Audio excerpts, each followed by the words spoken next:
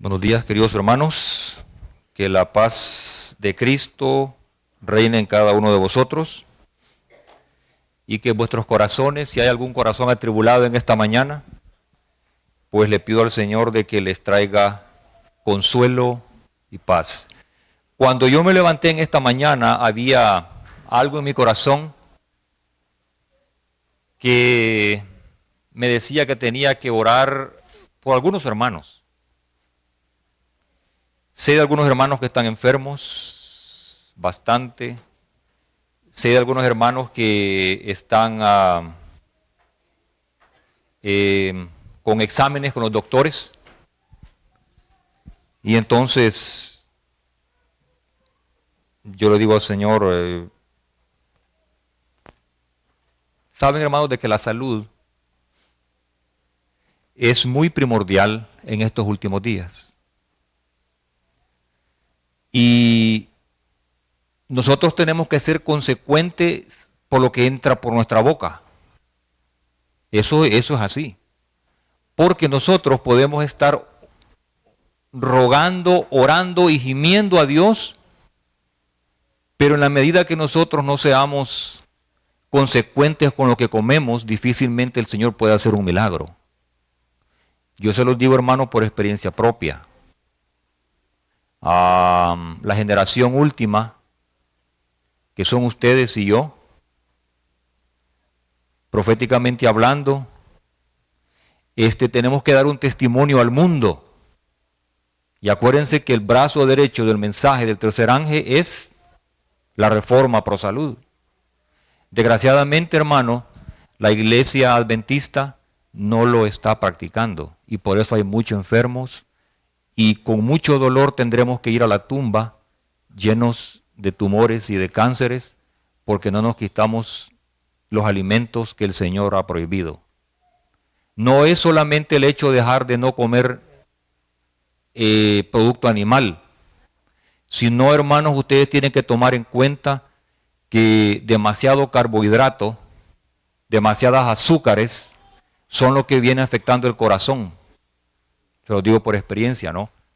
Entonces mi consejo en esta mañana, hermanos, es de que la última generación que somos ustedes y yo, volvamos a las sendas antiguas. El Señor es explícito y Él nos ha dado un mensaje claro y nosotros tenemos, hermanos, por amor a sus hijos, quiéranse, hermanos. No permitan de que por negligencia, pues esta generación vaya a tener que ir a descansar antes del tiempo y con mucho dolor. Entonces quiero presentarles este tema, hermano, en 3 partes. Espero ser breve, pero al punto. La primera parte será la generación que estará viva cuando regrese el Señor Jesucristo. La segunda parte será el carácter de esta última generación comparado con el carácter de Enoc. Y 3, la aplicación en nuestras vidas hoy. Primera parte, la generación que estará viva cuando regrese el Señor Jesucristo. Este grupo son los que estarán vivos en esta última generación de los habitantes de esta tierra, y estarán vivos sin ver muerte cuando venga Cristo en las nubes de los cielos. Eso así es, hermano.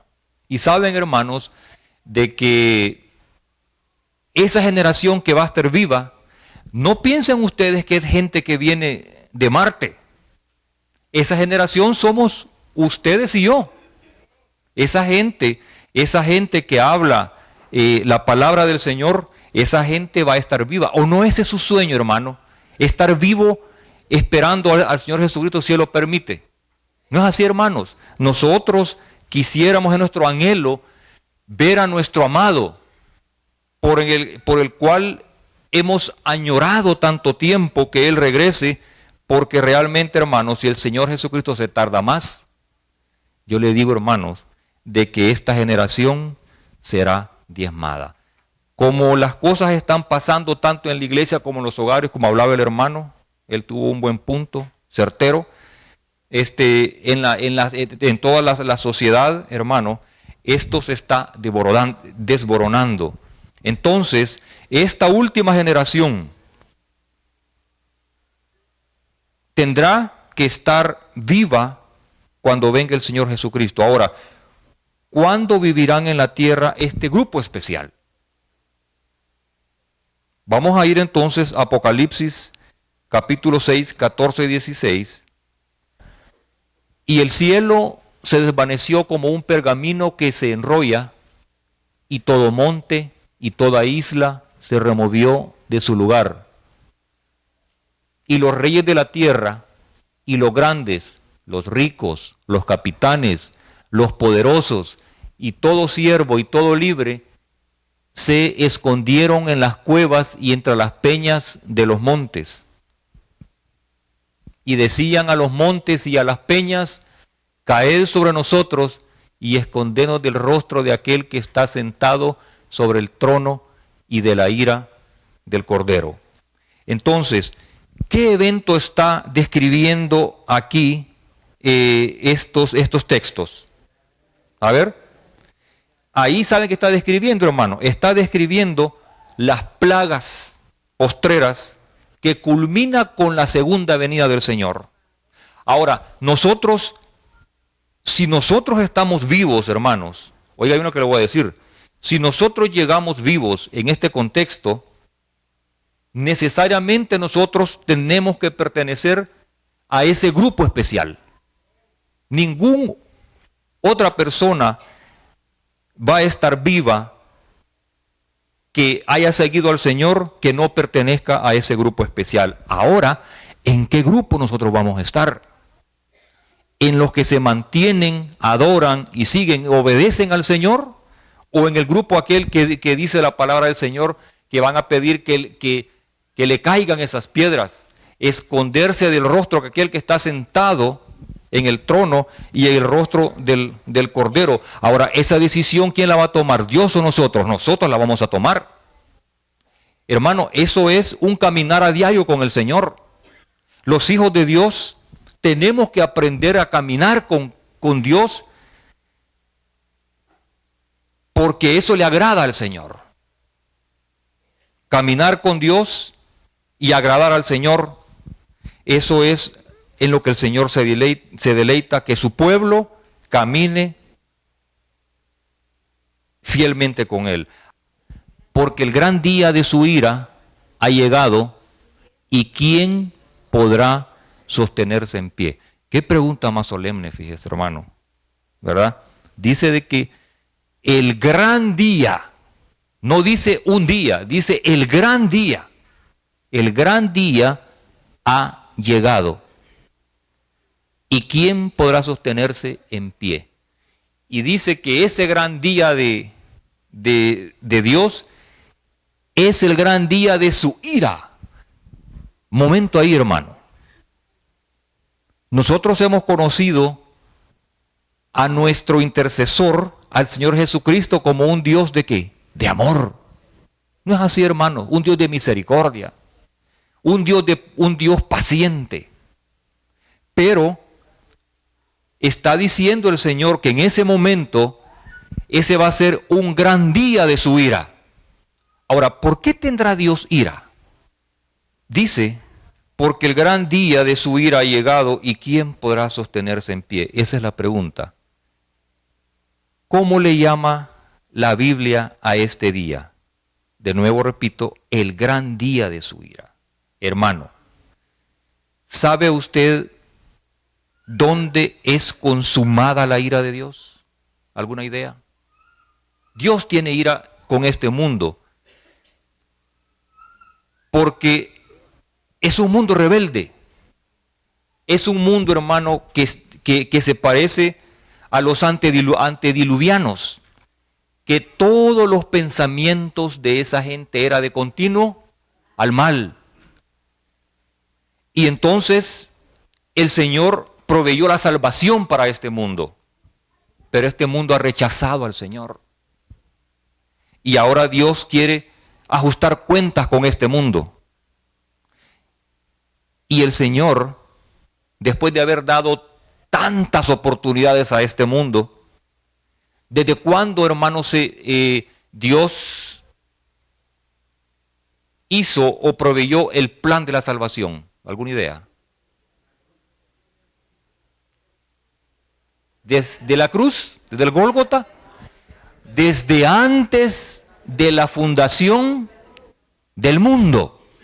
Entonces Dios viene amonestando a este mundo desde siglos y siglos. Y entonces llega un momento que el Señor, por amor, se cansa. Y Él dice que viene su gran día, y su gran día es de ira.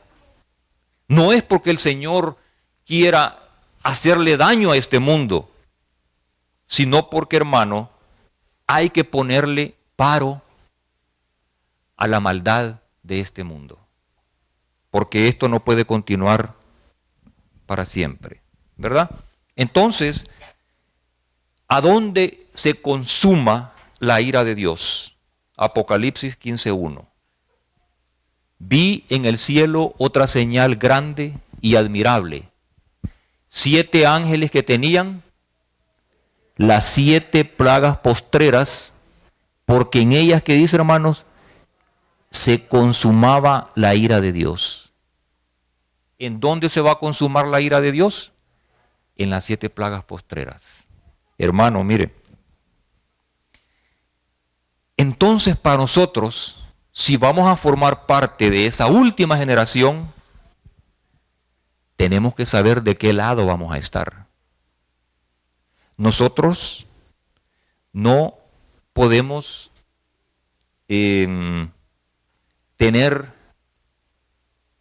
2 caras. Una cara de cristiano aquí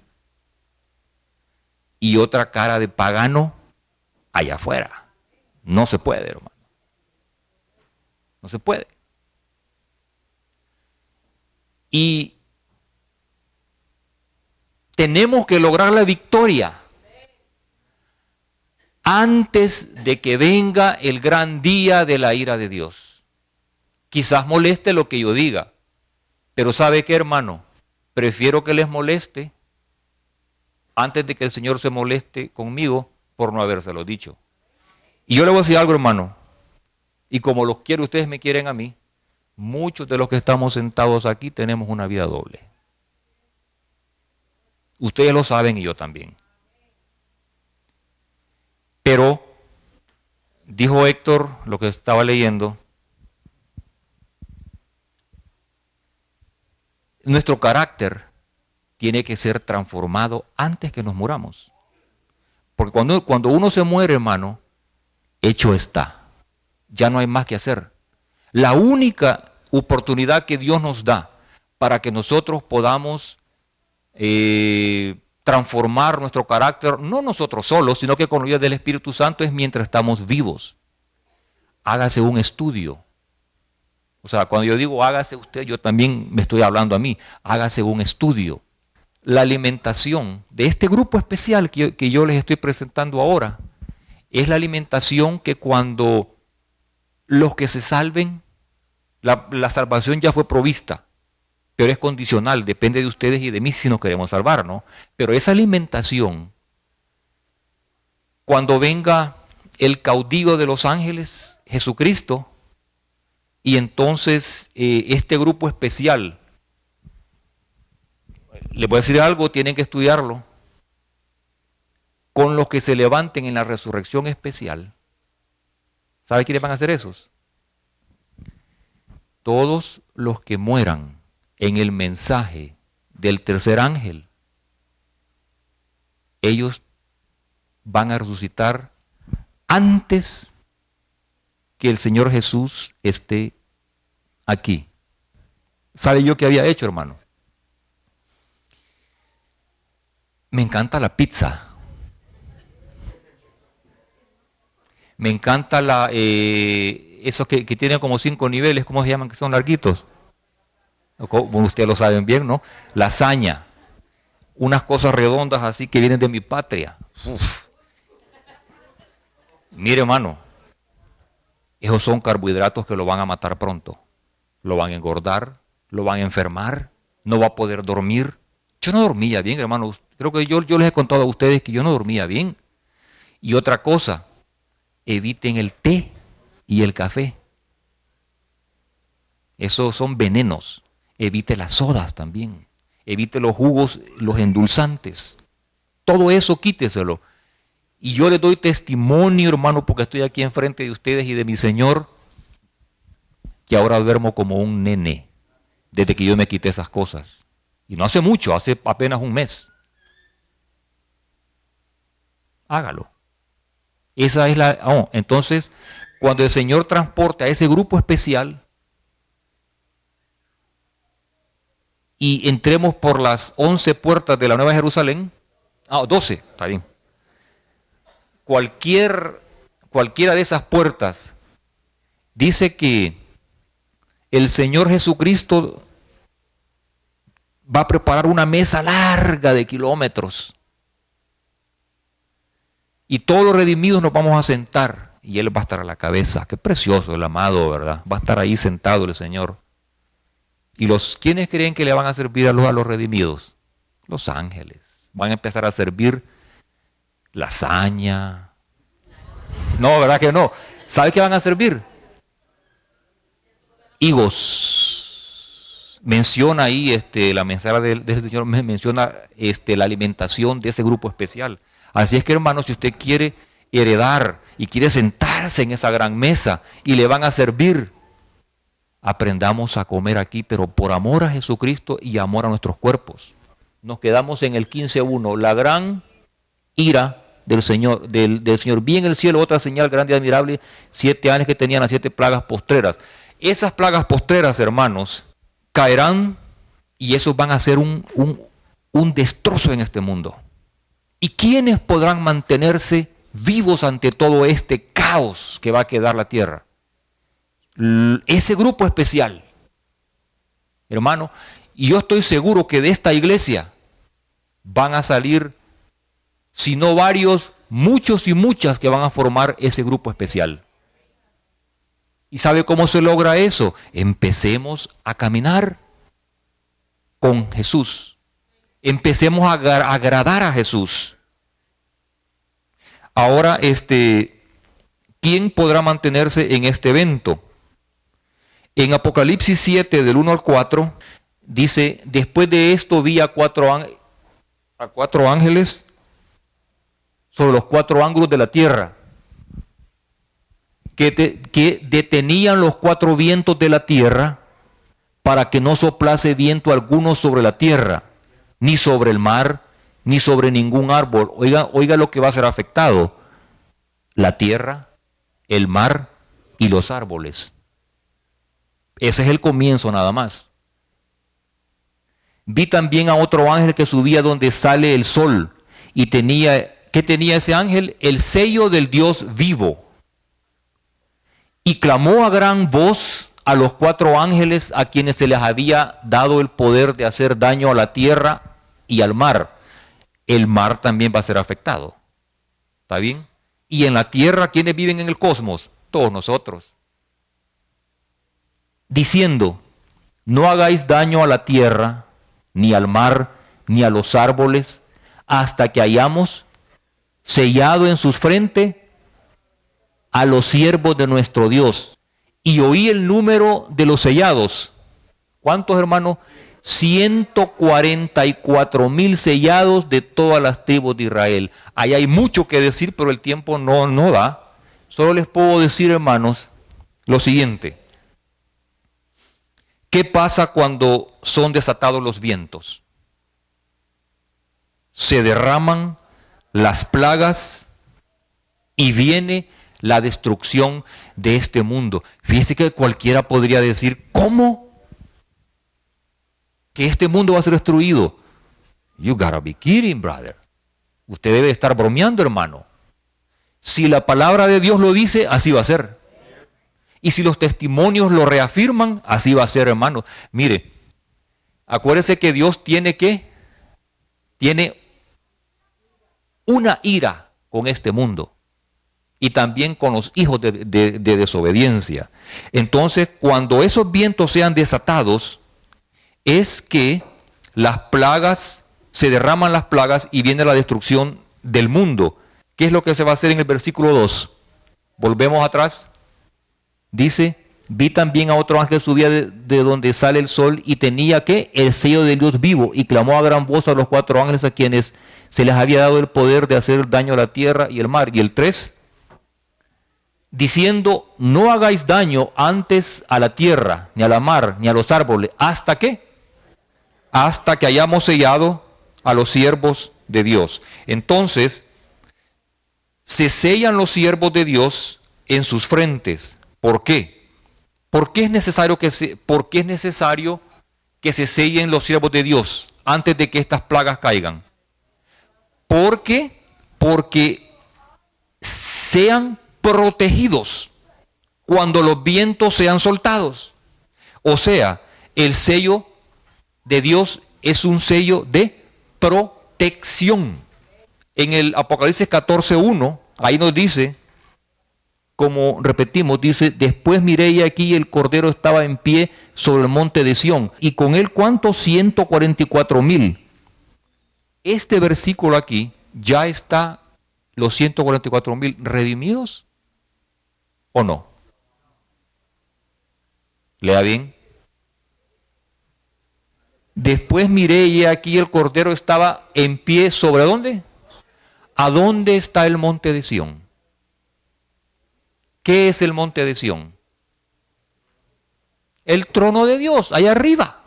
Entonces, dice, y con él estaban ¿a dónde? 144,000 que tenían el nombre de él y de su Padre escrito en la frente. ¿No quiere usted, hermano, no desea formar parte de ese grupo que va a estar con el Señor Jesucristo? ¿Quiénes quisieran? Porque fíjese que algunos amados dicen, no, Señor, mejor mándame, Señor, a descansar antes porque yo no voy a poder soportar esto. La mensajera del Señor dice, esforcémonos con todas las fuerzas que nos ha dado Dios para formar parte de este grupo. Esforcemos, dice así, es un consejo que el Señor manda, ¿verdad? Que nos esforcemos para formar parte de este grupo. Ellos vivirán en los últimos eventos de la historia de este mundo y obtendrán 4 victorias. 4 victorias. Este grupo, podrían ser ustedes, podría ser yo. ¿Cuáles creen que serán esas 4 victorias que este grupo especial va a tener que vencer? Apocalipsis 15:2. Lea bien, las 4 victorias que ustedes van a vencer y yo, si estamos en el Señor. Vi también como un mar de vidrio mezclado con fuego y a los que habían alcanzado la victoria sobre la bestia, sobre su imagen, sobre su marca y sobre el número de su nombre, en pie sobre el mar de vidrio. ¿A dónde está el mar de vidrio? Allá en el cielo, con las arpas de Dios. O sea, que ellos ya han vencido ahí, porque ya están ahí arriba, porque son vencedores, porque vencieron esas 4 victorias. La victoria sobre la bestia, sobre la imagen de la bestia, sobre el número y sobre la marca. ¿Ya está la imagen de la bestia formada?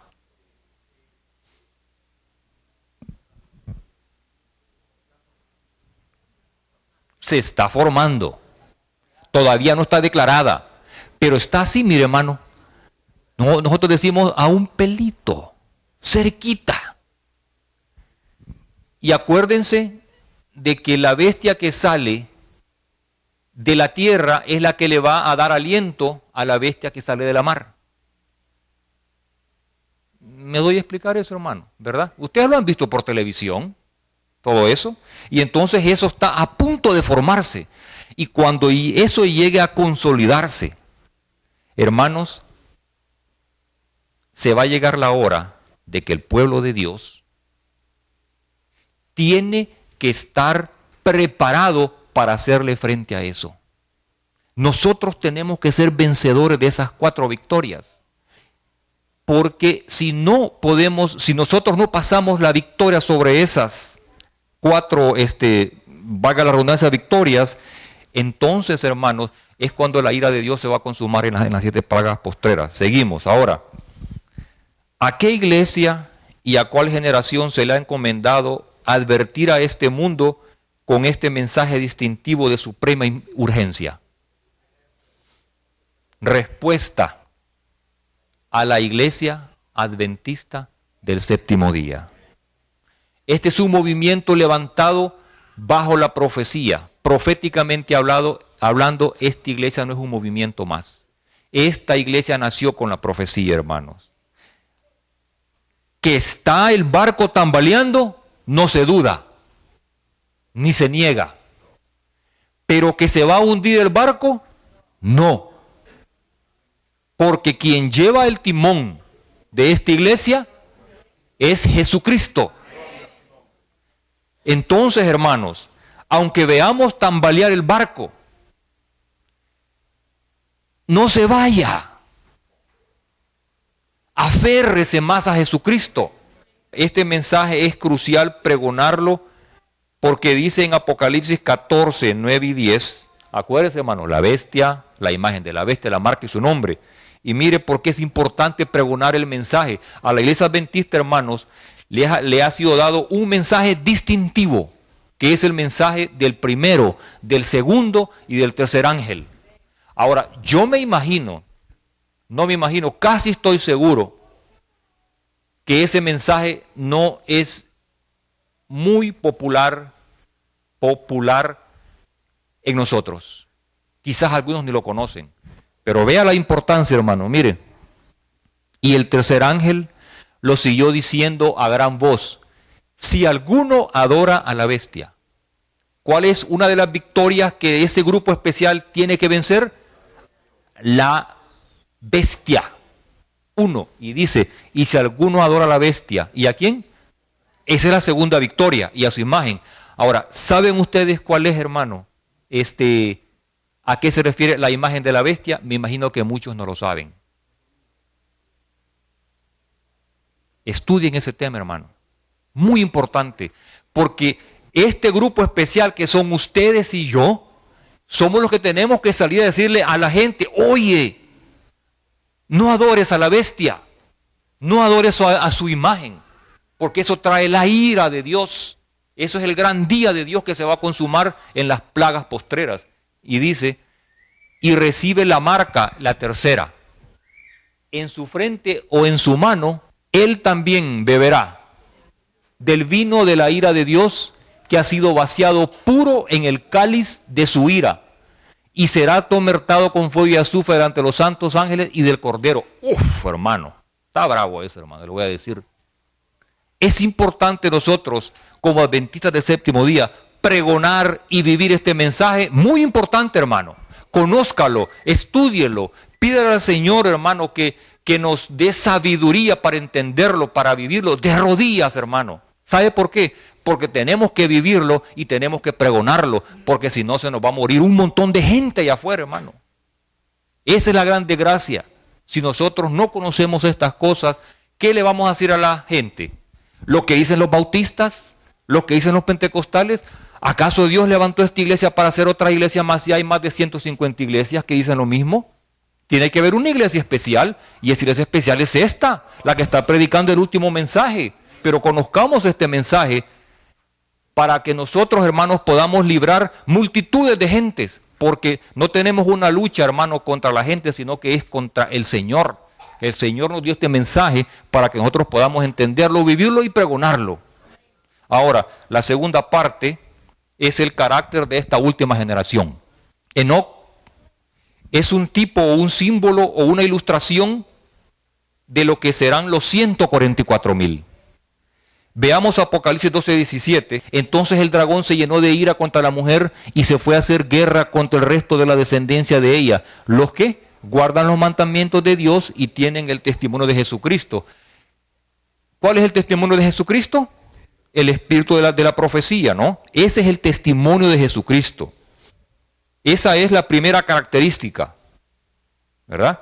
La primera característica es que guardan los mandamientos de Dios. La segunda característica, que tienen ¿qué? El testimonio de Jesucristo, que es el don de la profecía. Y en el Apocalipsis 14:12 encontramos la otra característica que tendrán este grupo especial, que dice: aquí está la paciencia de los santos, los que guardan los mandamientos de Dios y tienen ¿qué? La fe de Jesús. Esa es la tercera. Entonces, ¿cuáles son las tres características que poseerá este último grupo? Guardan los mandamientos de Dios, tienen el testimonio de Jesucristo y la fe de Jesús. Ahora, ¿sabían ustedes que antes del diluvio habían dos clases de conversos?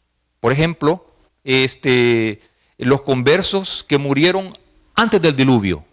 Uno de ellos, ¿quiénes fueron? Fue Adán, Set, Enós, Cainán y etcétera. Esos eran conversos que murieron antes de que el diluvio viniera. Y también había otro grupo de conversos, o por lo menos uno, y un converso que fue trasladado al cielo sin ver la muerte. ¿Y ese fue quién? Enoc. ¿Por qué Enoc fue llevado al cielo sin ver la muerte? Esa es buena pregunta, eso me gusta.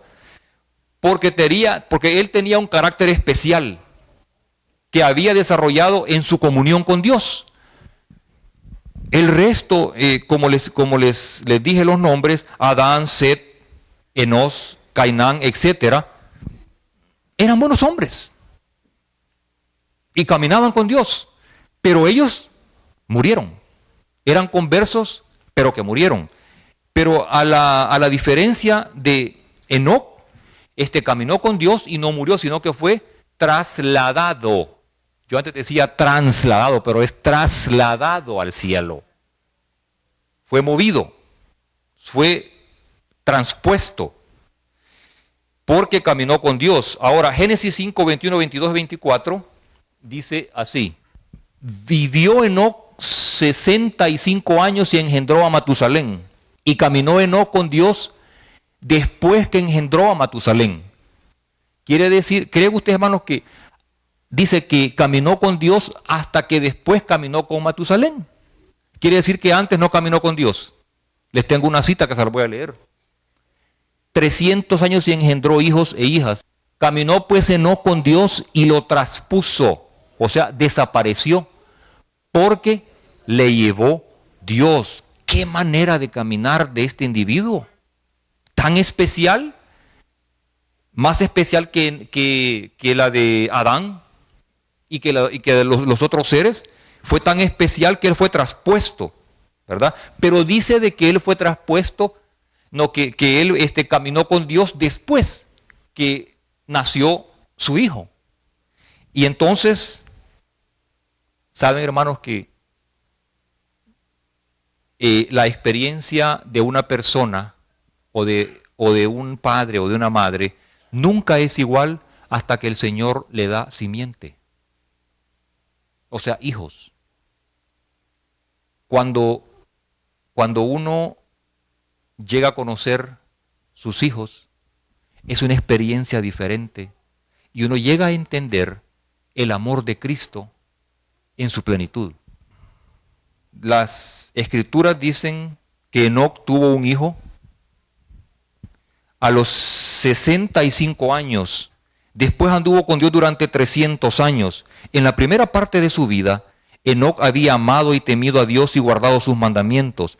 Pertenecía al santo linaje, a los depositarios de la verdadera fe, a los progenitores de la simiente prometida. De labios de Adán había aprendido la triste historia de la caída y las gozosas nuevas de la gracia de Dios contenidas en la promesa, y confiaba en el Redentor que vendría. Pero, después del nacimiento de su primer hijo, Enoc alcanzó una experiencia más elevada y fue atraído a más íntima relación con Dios. Comprendió más cabalmente sus propias obligaciones y responsabilidades como hijo de Dios. Cuando conoció el amor de su hijo hacia él y la sencilla confianza del niño en su protección, cuando sintió la profunda y anhelante ternura de su corazón hacia su primogénito, aprendió la preciosa lección del maravilloso amor de Dios hacia el hombre manifestado en la dádiva de su Hijo. Qué bonito eso, ¿verdad, hermano? Ustedes, parejas jóvenes, siéntense con sus hijos y enséñenles ahora que su carácter se puede doblar, amoldar. No se van a arrepentir, háganlo. Gasten tiempo de calidad con ellos. Amén. Entonces, caminó con Dios, dice, y se lo llevó. Ahora viene lo siguiente. ¿Qué significa caminar con Dios? ¿Qué creen ustedes?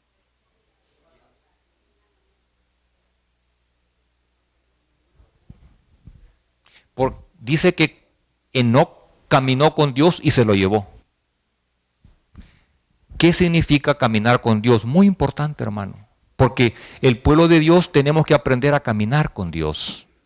Ahora eso lo vamos a ver la respuesta en Deuteronomio 10, 12, 13. Ahora pues, Israel, ¿qué pide Jehová tu Dios de ti? Sino que temas a Jehová tu Dios, que andes en todos sus caminos y que lo ames y sirvas a Jehová tu Dios con todo tu corazón y con toda tu alma. Que guardes los mandamientos de Jehová y sus estatutos que yo te prescribo hoy para que tengas prosperidad. ¿Qué significa caminar con Dios? Aquí da muchos sinónimos de caminar: que temas, que andes, que ames, que sirvas y que guardes los mandamientos de Dios. Entonces, ¿qué significa caminar o andar con Dios? Guardar los mandamientos de Dios. Salmo 78, 10 dice: no guardaron el pacto de Dios, ni quisieron ¿qué? Andar en su ley. Salmo 119, 1. Bienaventurados los perfectos de camino, los que andan o caminan en la ley de Jehová. ¿Qué significa entonces, hermanos, caminar con Dios? Guardar la ley de Dios por amor. Y entonces la última generación tendrá que caminar y agradar a Dios como Enoc caminó. Y agradó a Dios a tal punto que Dios lo trasladó al cielo sin ver la muerte. Esta tendrá que ser la experiencia de la última generación que viva antes de que regrese el Señor Jesucristo por segunda vez. La pregunta es, ¿esta es tu experiencia y la mía? Hebreos 11:5 dice algo más. Hebreos 11:5. Por la fe no fue traspuesto para no ver muerte y no fue hallado porque lo traspuso Dios. Y antes que fue traspuesto tuvo testimonio de ¿qué? De haber agradado a Dios. ¿Qué significará entonces agradar a Dios? ¿Qué creen ustedes que es agradar a Dios? Caminar con Dios es guardar sus mandamientos, pero también Enoc agradó a Dios. Primera de Juan 3:22. Dice, y cualquier cosa que pidiéramos la recibiéramos de Él. ¿Por qué? Porque guardamos sus mandamientos y hacemos las cosas que son ¿qué? Agradables a Él. Entonces, ¿qué es caminar con el Señor? Guardar sus mandamientos. ¿Y qué es agradar al Señor? Guardar sus mandamientos. La última generación, como Enoc, que es como un símbolo de esta última generación, tendrá que guardar los mandamientos del Señor para salvarse. No, sino que por amor. Y la parte número 3, aplicación a nuestras vidas hoy. En medio de un mundo condenado a la destrucción por su iniquidad, Enoc pasó su vida en tan íntima comunión con Dios que no se le permitió caer bajo el poder de la muerte. Para él, la oración era el aliento del alma. Vivía en la misma atmósfera del cielo. Manteniéndose así en comunión con Dios, Enoc llegó a reflejar más y más la imagen divina. Tenía el rostro radiante de una santa luz semejante a la que resplandece del rostro de Jesús. Cuando regresaba de estar en comunión con Dios, hasta los impíos miraban con reverencia ese sello del cielo en su semblante. Oiga eso, hermano. Esa es una experiencia bella. Usted está orando, estamos orando de verdad. Que cuando usted va a su trabajo, la gente le mira ese semblante como el de Cristo, o qué semblante le miran sus compañeros de trabajo. Ustedes saben, y yo también. El piadoso carácter de este profeta de Enoc representa el estado de santidad que deben alcanzar todos los que serán comprados de entre los de la tierra en el tiempo de la segunda venida de Cristo. Pero así como Enoc, el pueblo de Dios buscará la pureza de corazón y la conformidad con la voluntad de su Señor hasta que refleje la imagen de Cristo. Tal como lo hizo Enoc, anunciarán al mundo la segunda venida del Señor y mediante su conversación y ejemplo, santos condenarán los pecados de los impíos. Quiera el Señor que sea esa tu experiencia y la mía, hoy caminando y agradando a Dios como Enoc caminó y agradó a Dios. Me los bendiga mi Señor, me los cuide y aprendamos, hermanos, todos a caminar y agradar a Dios, porque caminar y agradar a Dios son sinónimos que significa guardar sus mandamientos por amor. Oremos. Gracias, Señor, por habernos hablado en esta mañana. Primeramente me hablaste a mí, desde que vengo estudiando esto. Permite, Señor, de que tu pueblo lindo, estos que se sientan aquí porque te vienen a buscar, aprendamos todos, Señor, individual y congregacionalmente, a caminar y agradarte como Enoc caminó y te agradó. En Jesús lo pedimos. Amén.